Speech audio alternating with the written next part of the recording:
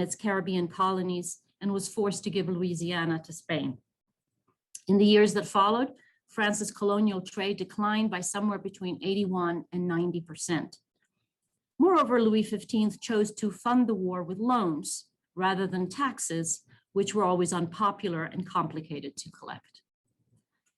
Incomprehensibly, at least to us today, to manage their loans, French kings had entrusted inept controllers general, none of whom had prior training in finance or stayed in office long enough to properly understand the system. Each one left the office having increased the underlying problem instead of fixing it.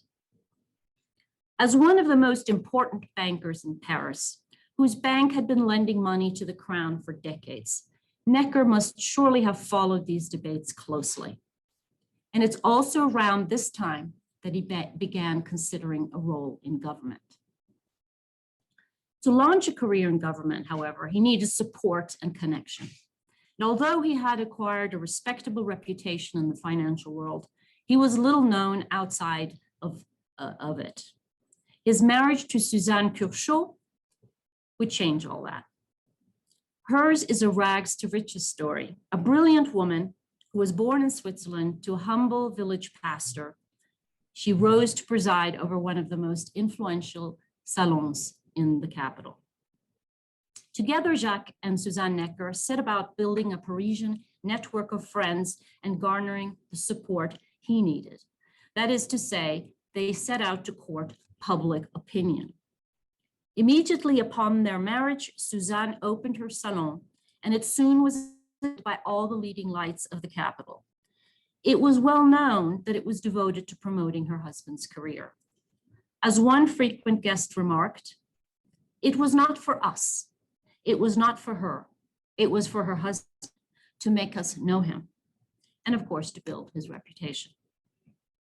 It appears that Suzanne succeeded because 4 years after his marriage to her, Necker's reputation was such that the government of Geneva appointed him minister to the court of Versailles, a position that brought him in contact with the king. In 1772, Necker retired from active direction of his bank to focus on laying the groundwork for a career in the French government. Among the first steps he took was writing the Éloge de Jean-Baptiste Colbert, published in 1774. And which was widely seen, and correctly so, I think, as a bid for the post of finance minister to the king. In praising Colbert, who had been a prominent finance minister to Louis XV, Necker was really describing the kind of person he was himself and the kind of finance minister he promised to be. Necker implied, not so subtly, that he merited the job because he was virtuous, knowledgeable, hardworking, and an honest man, entirely devoted to the public good. Some passages are indeed cringeworthy, so obviously self-promoting they are, and that they're embarrassing to read today. And many people even then heaped scorn on him for this, accusing him of vanity, arrogance, and outrageous ambition. At the same time, many readers thought very highly of this essay. In fact, the great Voltaire did. And with such support, Necker entered his essay in the competition for the prize of eloquence, annually awarded by the Académie Française, and won. His circle of friends, so assiduously cultivated by Suzanne Necker, had undoubtedly been helpful, as had been his sentimental and emotional writing style, which was so popular at the time. The essay was read before the committee by the French mathematician and philosopher d'Alembert, the co-editor of the Encyclopédie. Voltaire wrote to a friend, "It is being said that the author of the Éloge de Colbert might someday succeed his hero," in other words, become finance minister himself. "I should like to see it.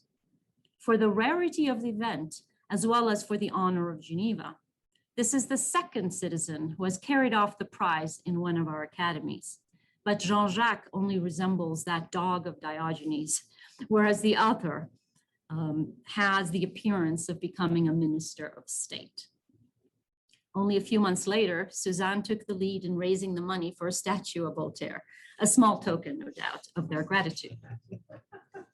What might be lost on readers today is that in praising Colbert, Necker was also taking sides in an ongoing debate about the role of the state and how best to manage the French economy. He was taking side against the so-called physiocrats, who were gaining in popularity in enlightened circles at the time. Physiocrats held that the key to solving France's financial problems was to unlock its economy's potential and thereby produce prosperity, and economic freedom was the answer. They argued that it was regulation and protection, especially the restrictions on the movement of grain, that was stifling the economy. Freeing agriculture, for example, by allowing a free market to set the price of grain, would cause a rise in the price of grain, which would encourage landowners to produce more and result in general prosperity. And then France's debt crisis would be solved almost automatically. Colbert, the subject of Necker's treatise, was a known mercantilist. So to praise him to the skies, the way Necker did, was to attack physiocracy. It was to say that commerce in grain should not be exposed to market forces, but rather be regulated by government. In his essay, Necker praised Colbert for rejecting the idea that a country could achieve economic progress simply by relying on the laws of nature. Colbert tempered free market ideas, wrote Necker, with a spirit of wisdom. Economic progress and the larger population's happiness required the guiding hand of an administrator. A few months later, Louis XV died. His successor, Louis XVI, promptly appointed the well-known physiocrat Turgot, Controller General of Finance. Turgot, a well-known physiocrat, proceeded to drive through a radical program of physiocratic reform and removed all regulation of grain markets. He was very unlucky. Bad weather caused a grain crisis in 1774, which led to a doubling of bread prices. Riots occurred, attacks on rich farmers, granaries, millers, and bakers. Hundreds of hungry crowds forced the sale of grain at prices they deemed fair. In late spring, the rioting wave reached Paris. This is when, but Marie Antoinette, by the way, is supposed to have said, "Let them eat cake," which is, of course, a myth. Of course, she said nothing of the sort. The king, on the other hand, approved Turgot's request to use armed repression to put down the disturbances. He called out 25,000 troops and set up summary tribunals and hangings. It was at this very moment that Necker chose to publish his overtly anti-physiocratic text, the Essai sur la législation du commerce des grains. Addressing himself to those who govern, he pleaded the case of the poor. Never forget, he said, that the most numerous portion of society is condemned to continuous labor and cannot speak for itself. It needs the enlightened to speak for them, and it needs the government's protection. Government, he writes, is the interpreter and depository of social harmony. It is its responsibility to extend a helping hand to those who need protection. Alongside statutes that fix the rights of citizens, the administration must discover the duties of the whole society towards the unfortunate. That's a quotation. The landowner, he continued, sees wheat as just another ware produced on his land under his care, and he wants to sell it like any other commodity. The trader sees it as a piece of merchandise to be bought and sold.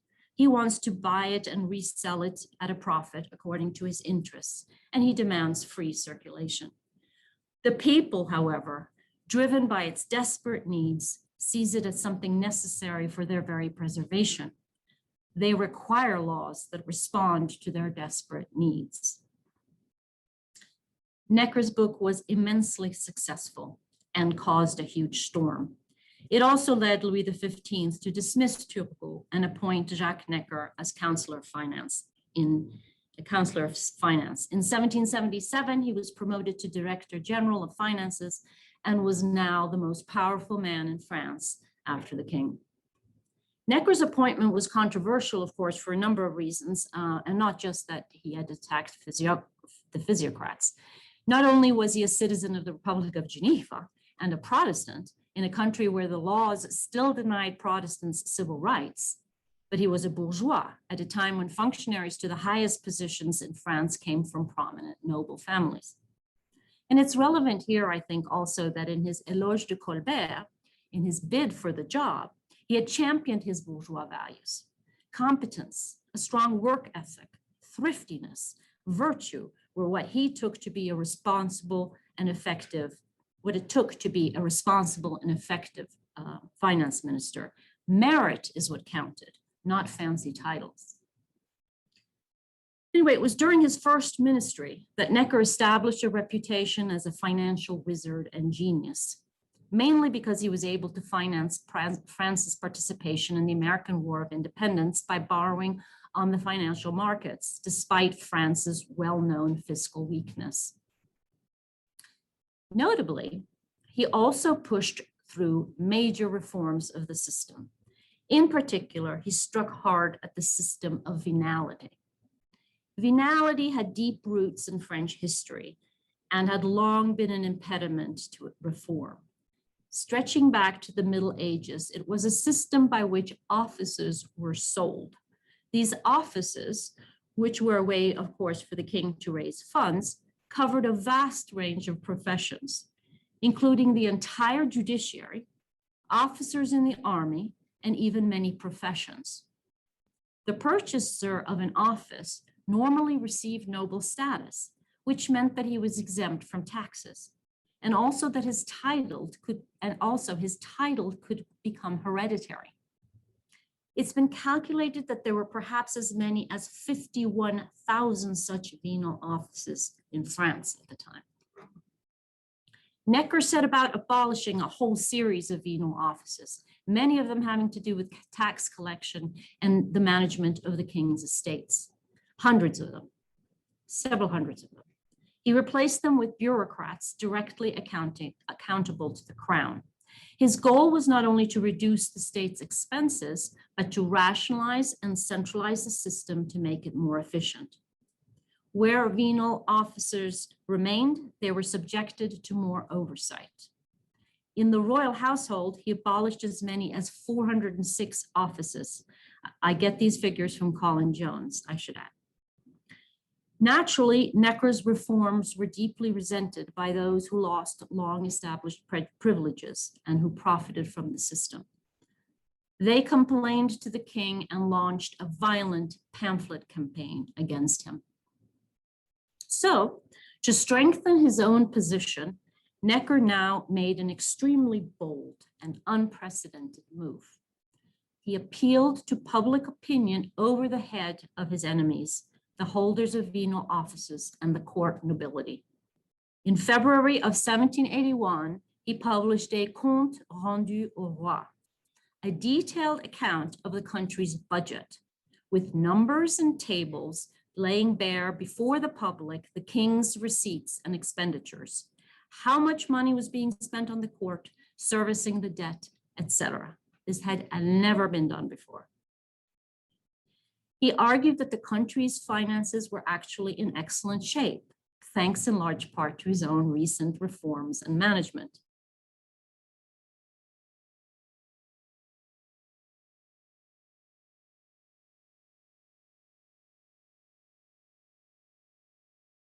And required thoroughgoing reform. Much of his attention was on two interrelated aspects of the system: venality and ennoblement. The king paid out, he calculated, almost 16 million livres, or around 20% of his total debt service, to the holders of financial and judicial offices, the very people who were resisting reforms. Under his management, however, France was on the right track, he said. Of course, making the debt public was normal practice in England, he explained. In fact, largely because of his attempt to form an engaged citizenry. I think I mentioned that he also uses this language that comes from, sentimental novels. He speaks of his zeal. He speaks in emotional terms, in sentimental terms, in a way really to evoke a response, almost an emotional response in his reader. And this is very interesting because it's combined with figures and facts and details. It was also, this Compte rendu au roi was also a great political stroke, as one member of the court nobility. Hundreds of thousands of copies were sold, and it was translated into every major European language. Even though he was no longer working for the king, he explained, he wanted to be useful to the public. Addressing himself now to the nation, he denounced yet again his powerful enemies, especially venal office holders and the court nobility, in a remarkably harsh way. Any finance minister, he said, must stay away from the court. I am persuaded, he wrote, that the habit of staying at Versailles weakens an administrator of finances the taste and ardor for great things. At court, there was only vanity, intrigue, and ambition. The nobility was only concerned with rank and display. One gradually loses grip on what's truly worthy of esteem, he says, the public good. Policy and sound reasoning, he continued, both militate against venality. The growth in the number of persons who enjoy exemption from the payment of taxes is becoming a positive detriment for the rest of the nation. Venality is wrong for both moral and economic reasons. The mass of offices conferring nobility available for cash sustains the spirit of vanity, he writes.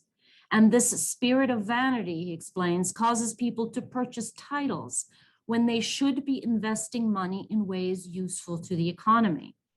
The spirit of vanity invites the abandonment of commercial and manufacturing establishments at the moment when, by the accumulation of wealth, a man might extend wealth further.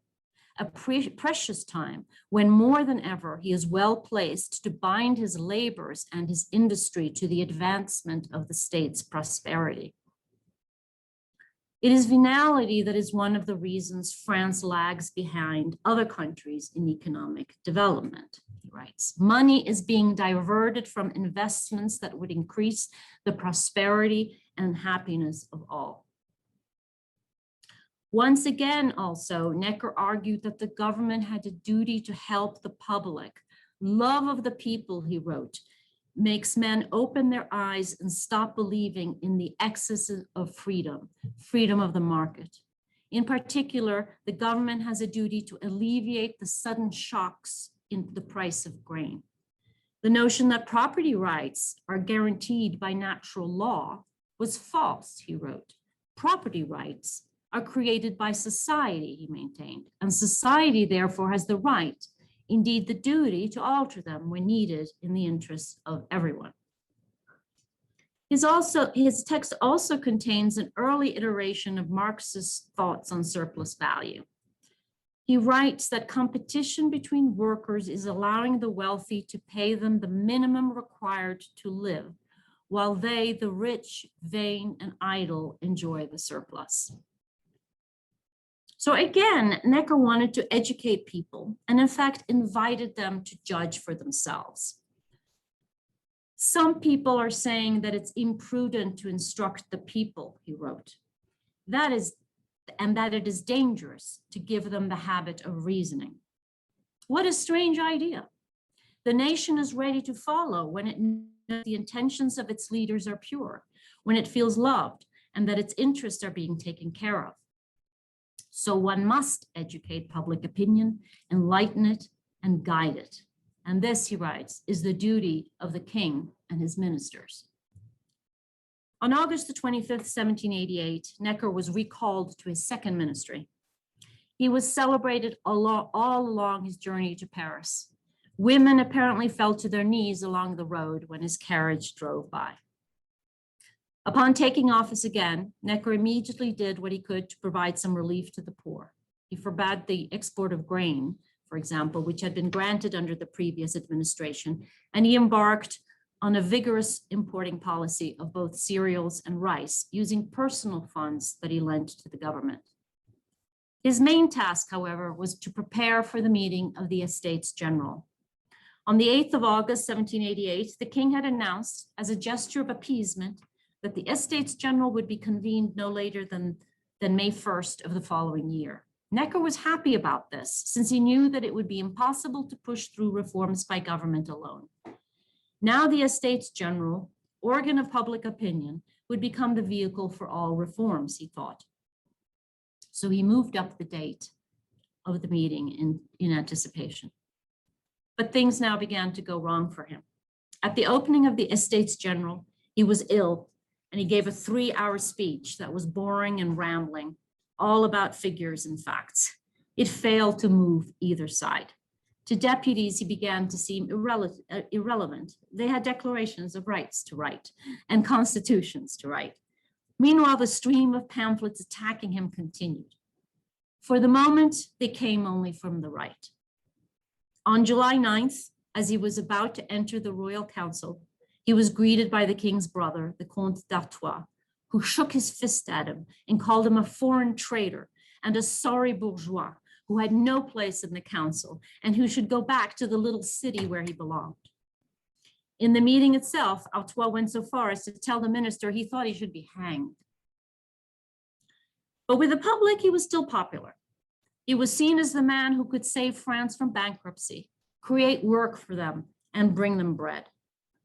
He was their advocate and their savior, a man of integrity, not like the corrupt and greedy aristocracy who would stop at nothing to remove him from power. Under pressure from Necker's enemies at court, Louis dismissed Necker on July 11th. And when the news spread on the 12th of July, it produced a wave of fury. A crowd began to assemble and march.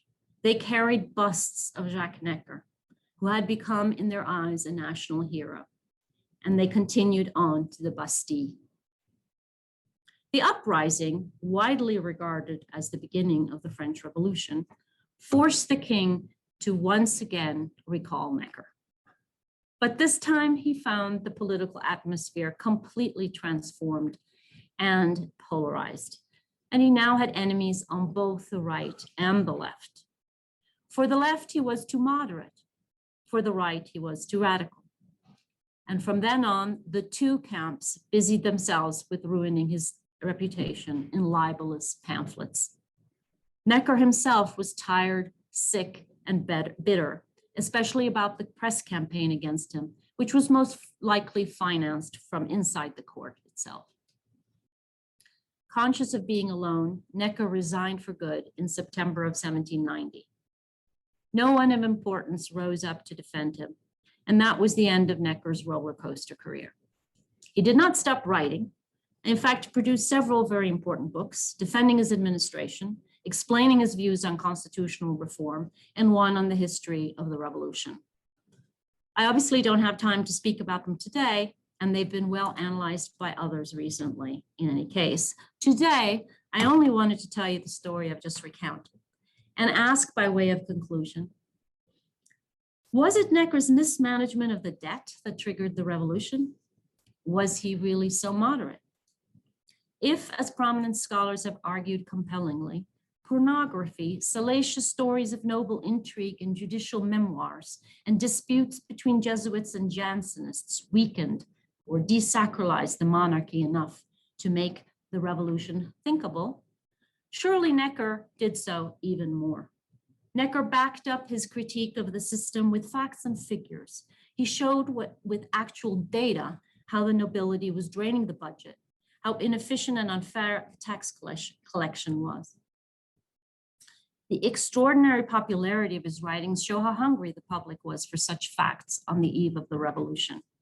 He spoke with empathy for the poor and attacked the rich, suggesting that they were at fault for their misery. Surely this was a precipitating factor, one cause among several for the fall of the old regime.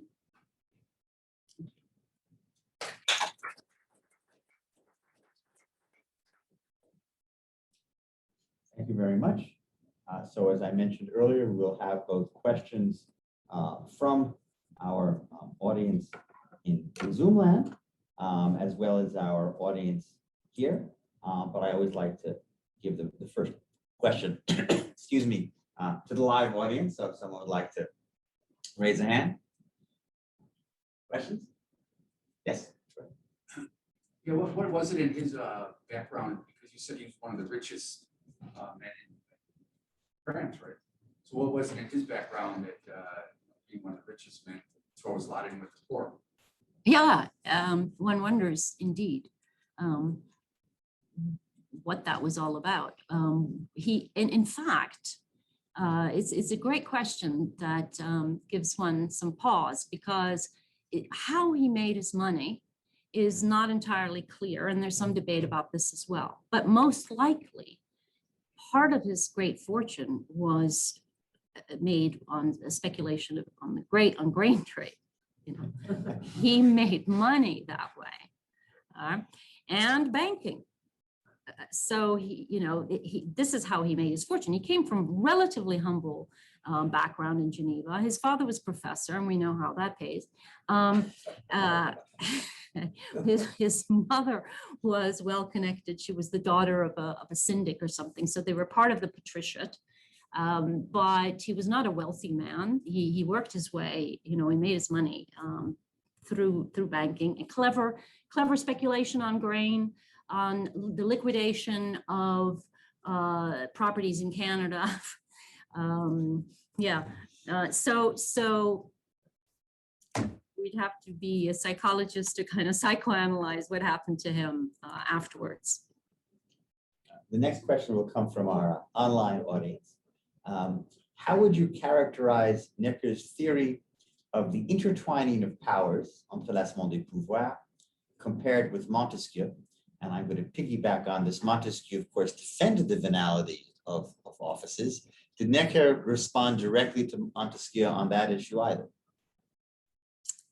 He definitely, I should defer to Aurelian Craiutu on the question of executive power. He has put out with Liberty Fund, a wonderful edition of Necker's treatise on the power of the executive, and is an expert on the issue of Necker's views on the executive power and on this entrelacement of powers. Also, I think William Selinger has written about this in his recent book on parliamentarism. And they have compellingly argued that Necker understood the English system better than Montesquieu. That in fact, there was no real separation or strict separation of powers in England. Ministers sat in the legislature. I'm stretching my knowledge here. And in fact, even Madame de Stael talks about this in her very fantastic book on the circumstances that led to the revolution. That was never published. And as Necker's daughter, knew his views and spoke with her father and was a great defender of her father, and also believed that Montesquieu had in fact misrepresented the system, misunderstood, and they understood it better. So they believed not in a strict separation of powers, but that the system would work much better if there was better communication between the king and his ministers and the legislatures. There should be ways of dissolving the parliament and calling for new elections, for example, when there was a sort of paralysis, or when the ministers who should be in the legislature no longer had the confidence of legislature, and so on and so forth. So, what was the question again? Have I answered it? How would you characterize Necker's theory of the intertwining of powers? I think that's a fair enough answer. And did he respond about venality to Montesquieu, or just ignore him? I can't remember if he specifically mentions Montesquieu in the context of venality. Sorry. All right. Yes. Was inflation a problem during this time period?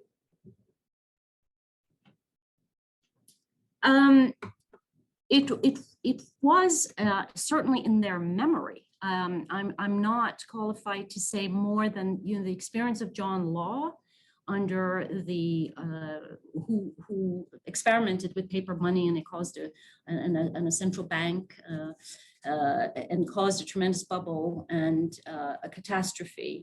I think was very much on their minds, but I don't know more than that about the time, how prices moved and value of money. Sorry. question about like how you're like, so public opinion seems like a modern like, phrase, or at least like what kind of public you're talking about. So I wondered if like, I don't know, for the inexpert, like who was in this public that was he was communicating with? I mean, it certainly wasn't everyone that like we might think of as in the public today, right? Like any Jacko who can log on Twitter or something. But so like who is in that group of people that he's talking to? Who is his constituency? Excellent question. Excellent question. The term and concept public opinion at the time was rather vague and and elastic and could mean different things at different times. Certainly, most of the time when philosophers used it, and it was becoming used more and more from late 17th century into the 18th century, precisely around these issues of debt problems and so on. Public opinion did not mean, it's not like an opinion poll. It's not everyone's opinion. It was really more of the rational, enlightened opinion of thinking people. So it was like an abstract court of opinion kind of thing, which is a little hard for us to understand now, but that's actually what they mean. Not everyone's opinion, but what smart, rational people like themselves believe, right? But there are times when it's bleeding into and expanding into something else, I find, particularly at this time. And certainly if you look at his writings and the way he wrote his text and what was going on at the time, that people were more and more, that the literacy was increasing, right? More and more people were reading, especially in the cities. More and more people were listening to other people read in cafes and public places, for example. This public opinion was expanding. Now, do I think Necker was talking to, starving people, peasants and rural folk? No, not really. That's not who he was talking about. Also, the nation is another word that they use. The public opinion, the nation. Often they use it as a kind of catchword for what they think is rational, really. But as I am saying that, I take seriously also, and I believe we should, that he was trying to reach a broader public. He was trying to educate people and a broader public than is usual. And this is incredibly interesting when you think that France is an absolute monarchy. At the time, perhaps I should have said in the beginning, but I think you probably already knew that there is no representative body with any kind of power in France. There's no representative organ. There's no parliament at the time. There's press censorship. So to speak this way and to appeal to public opinion and say the things he did, I think is really quite extraordinary. Another question from Zoomland here. Did Necker read Adam Smith? Oh, he must have read Adam Smith. I haven't come across him any direct quotation, I don't think, but it goes without saying that he would have read Adam Smith. I mean, everybody read Adam Smith. They read The Theory of Moral Sentiments. They read The Wealth of Nations.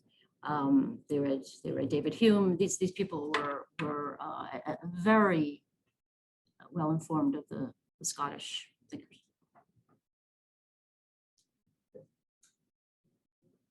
Your argument seems to be one about historical causality. That is to say, there are these other causes that people claim for the revolution. You have this cause, which is the causa prima, which is Necker. And insofar as that's the case, I'd like to understand more clearly the nature of that causa prima. And by that, I mean this. You say in your talk that crucial, or one of the crucial moves that this man makes is that he exposes and mathematizes the inner workings of court expenditures. These these things are made transparent to the public by way of statistical ledgers or something. Mhm. And so, and that this is scandal, and so this does a real number on public opinion.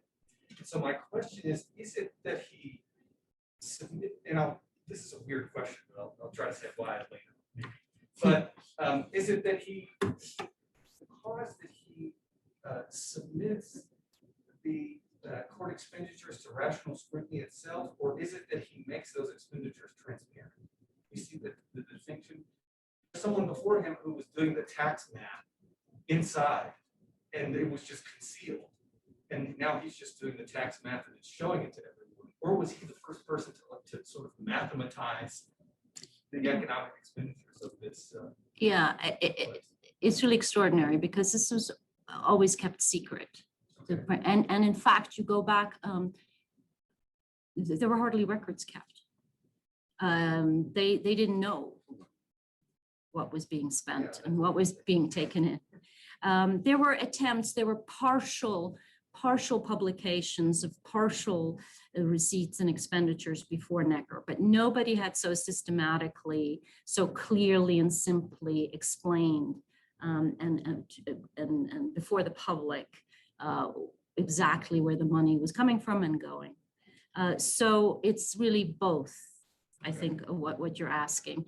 It's the fact that, and he says, French finance, this has always been a mystery, but I want to make it public. And I believe that in doing so, he actually was certainly not trying to bring down the old regime. He was a royal, he was a constitutional monarchist. He knew he couldn't become, the British form of government immediately, but he was trying to move France, I think, ever so slowly and gently in that direction. Yeah, the reason I find this interesting is this rationalism that leads to this moment of world historic irrationalism. That is to say, the most chaotic, one of the most chaotic scenes in world history, fueled by passions and bloodthirst, is caused by the scientization of politics and economics. And I wonder about this today, the degree to which the enumeration of politics, making it political science or an economic science, in fact, erodes the salutary and life-promoting illusions, which nations often rest. So I see that here, and that's why I'm sure we can all agree that economics is a mistake. I mean, Data in general, who needs that, right? Facts and figures. Yes. I would like to say one thing though, because I didn't have a chance. It was a little longer paper and I wanted not to tax your patience too much, but there's apparently Robespierre, I said that Louis Blanc appreciated Necker and Karl Marx in Das Kapital, which is amazing. But also Robespierre apparently liked, and I think he liked this this way he spoke in the sentimental way about the people and patriotism and good and bad and all of this. So there's a dark side to this as well, as other people have written about this focus or this talk about honesty and sentiment and heart-to-heart communication and transparency. We think of it as a very good thing, and it is in many ways, but can also lead to in some ominous directions, as it did during the terror. I guess I have kind of a complex question about context here in terms of credit markets, right? Because it seems to me that a lot of the work on finance, one reason it's so bewilderingly complicated is it's largely privatized, right? And it's networks of financiers getting together, lending money on a sort of contractual basis ad hoc with the government, hence the complete lack of centralization that we find so completely stunning and bizarre. Yeah. And so on the one hand, it looks like Necker is trying to tap into what we would describe as a public credit market, right? That at least is the line he's going to. We need transparency. Look at what the British are doing. Because their finances are transparent, we can tap into other sources of lending than simply these private ones, where part of the game of the V&L office holders, they tend to be some of the people who lend money to the government, and they need the offices to assure that they'll get paid back. Right. So Necker is challenging that sort of older model of allowing these officials within the government to sort of control the government as part of their compensation for lending. Mhm. What I'm less clear on is where, what are the networks that he is tapping into in terms of finance? I mean, who is lending more money to the French government in light of his treatises? He's famous for being able to levy these loans. Is he drawing on banking connections in Geneva? Is he tapping into Dutch financial markets? How does he, is this really in some ways less a kind of abstract, the general good, and in fact looking for his people, as it were, to be the ones to profit from lending money to the French state and making sure that's a safe investment for them? Or is it a genuine attempt to really become more English? It's not clear on that sort of personal context, where the money for all these loans is coming from. Well, where the money is coming from and where he would like it to come from in the future might be two different things. At the moment, right then, I think that he was getting a lot, I know that he was getting a lot of it through Genevan connections, the Protestant banking network. And so probably from Holland as well. He was married in the Dutch embassy, by the way, in the chapel of the Dutch embassy. And I believe Madame de Stael was too. So obviously it's the Protestant network of bankers that he has very good relations with. There's a whole story, interesting story that is a bit intricate to go into, where there was a system, I don't know if any of you have heard of the young girls of Geneva, where, anyway. Tell us. No, I'm not sure I can explain it correctly because it's so bizarre. It's bizarre. They were sort of, they were in loans that would remain as long as a young girl was alive. They generate annuities that get retired when the person dies. So older people would sort of assign them to a young person because of the longevity thing. Right. So the actuarial tables have been developed yet, but people had a good instinct. Right. So they were looking for young Geneva. Catastrophic if one of them died of illness or something. Right. So they had to choose very healthy girls, and they got incredibly sophisticated about sort of pooling many girls together and then reselling them. So he was rente viagère. He was, but I don't think that that's what he thought was a great idea. I mean, he was trying to reform that system. It was remarkable to him, and should be to us, that England was borrowing money at a much lower rate of interest than France. And he speaks repeatedly about trust, establishing trust and confidence, and how very important that is when you're borrowing money. France had this habit of reneging on loans, of declaring bankruptcy, and this was no good, obviously. I do believe, I think I mentioned in my paper, that his dwelling on, you can have confidence in me, I'm trustworthy, I'm whatever, is partly that also. Arguing, people need to trust the king is going to pay them back.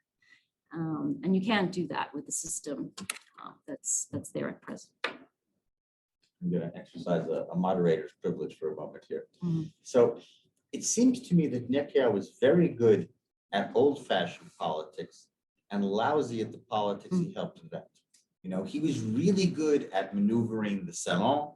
He was great at writing just the right kind of book to get him the right kind of job with the aid of a certain kind of elite public opinion.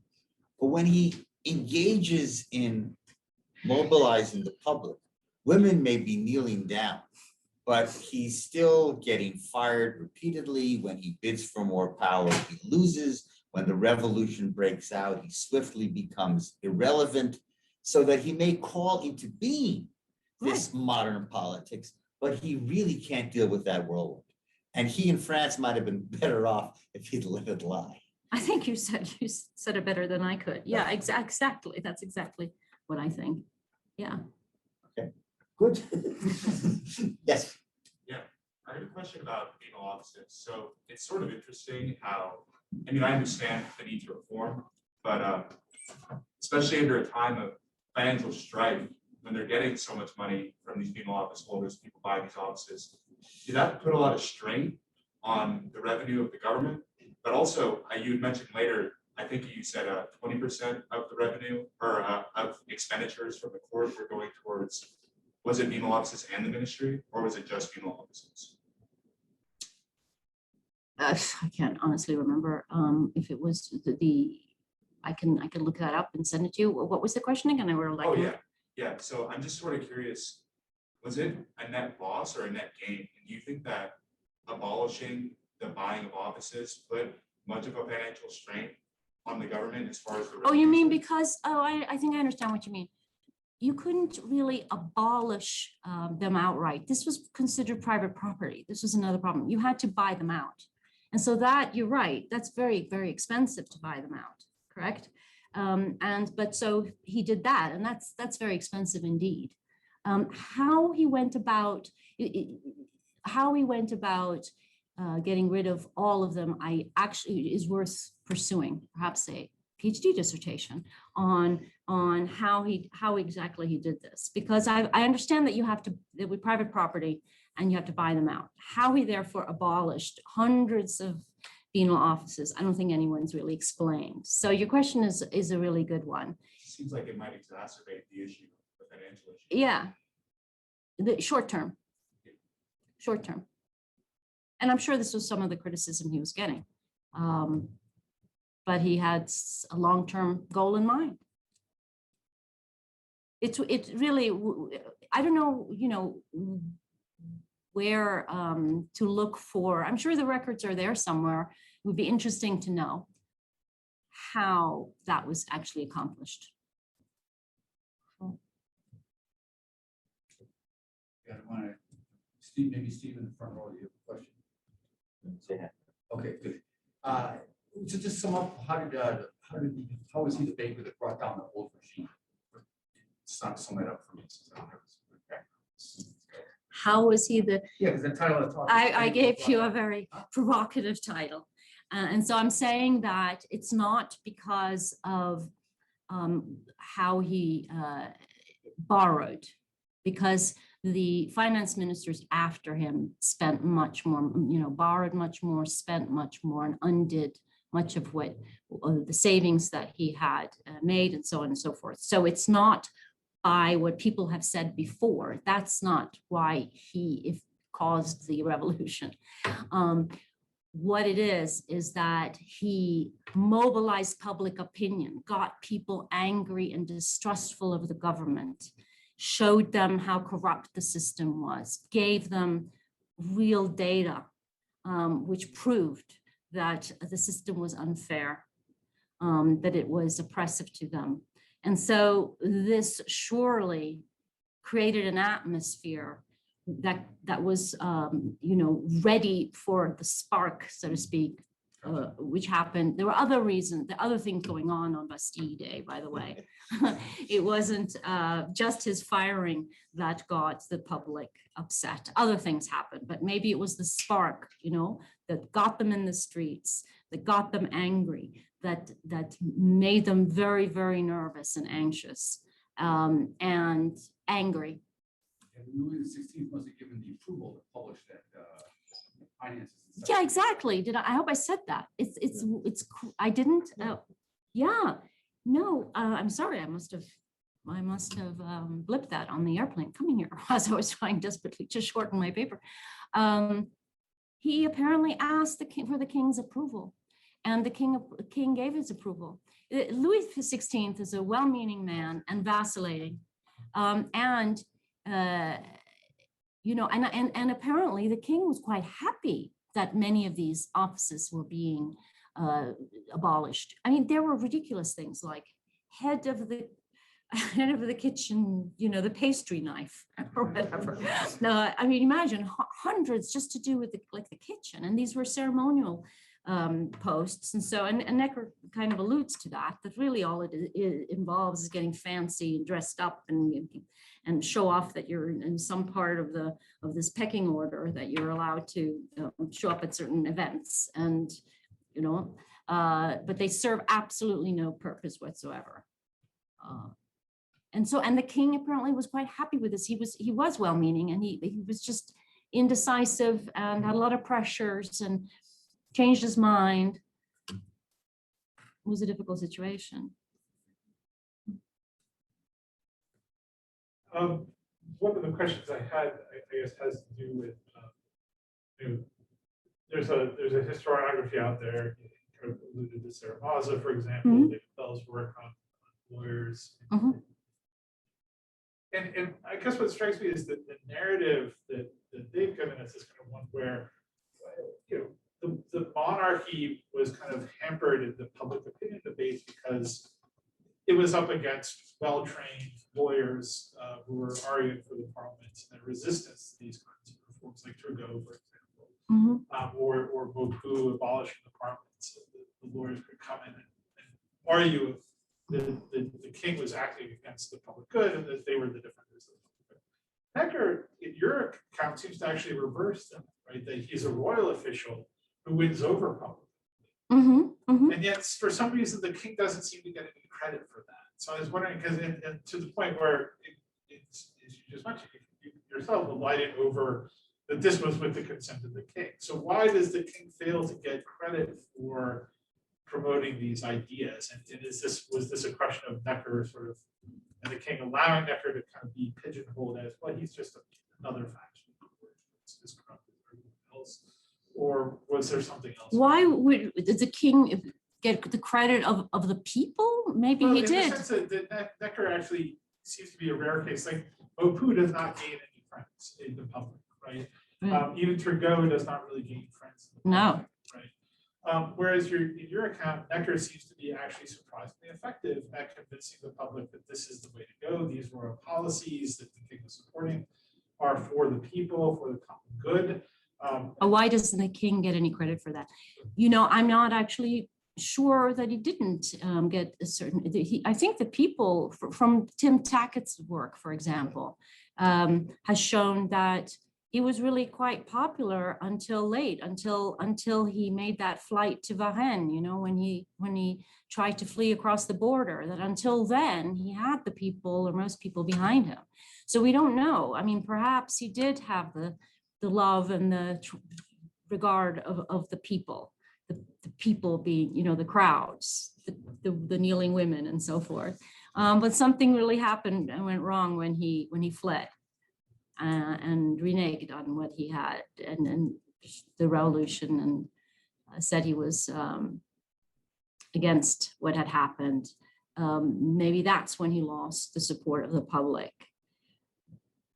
But I don't know if any work has been done on, there's been a lot of work on the opinions about Marie Antoinette, and the kinds of awful libels, libelle is the word libel in English too. These pamphlets, slanderous pamphlets, which were just, thousands of them at the time being published, and on her terrible, terrible stuff. I'm not sure if similar work has been done on Louis XVI. More dissertations, folks. Yeah, still more. You have any other questions? Yes. Edmund Burke in England early on realized that the French Revolution was going to go very bad. Did he and Necker have any communication or association? Were they in agreement with each other?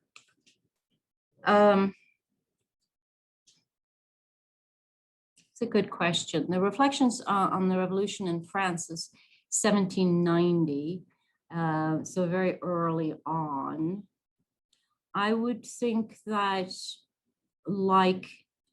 I'm speculating now. I don't know if they had an actual rapport, like personal connection. That I don't know. And I don't recall, it's a great question, whether Necker actually refers to Becker. You know, somebody again like Aurélien Crayutu would know this better than I, and I will eventually know this when I study some later texts more carefully. But I think he would have been as horrified as Burke, frankly, by what went on with the October days and the attack on the Queen and the King and all of that. So he was disenchanted, I'm sure, with the radicalization of the revolution. Whether he had a connection with Burke, I can't say. I'm sure he was aware. Of course, he was aware of the publishing of the work and of the man. I think Burke, he was for reform of a system which had been a tradition for eons in France, and actually, I think Burke went over the finances of France and basically said they're not in as bad a shape as what is presumed, Mhm. and that reform it should have been possible. Well, Necker, I think, believed and said that this situation was reformable, that France was a wealthy country, basically, large population, lots of potential there, that it was just the system that had to be reformed, but that the reform wound up being the revolution, which then financed Napoleon. So I know. That's what I'm saying. He sort of backfired the whole thing. Didn't work out so well. But the potential was Yeah. And his intentions were good. France was a rich country, the poor government was there. Yeah. Yes. Yeah, I'm kind of curious what the popular opinions are on Necker in France today, or do people just not care, or they don't know? I think they didn't care for a very long time. I think there's some interest now, growing interest in Necker. And popular, I wouldn't think that, I think that Napoleon is probably more of a figure of interest than Necker, certainly. These people have been Necker, Madame de Staël, Benjamin Constant. I think it was kind of in the 1970s, and so that interest started to catch the interest and the attention of scholars and people, and this is slowly growing. But it's sort of weird that his work is not better known, I think. Okay, well, we've come more or less to the end of our time. In any case, I want to thank very much both those of you present and those of you out there in Zoom land. And let's give a final round of applause and thank you to Professor Rousseau.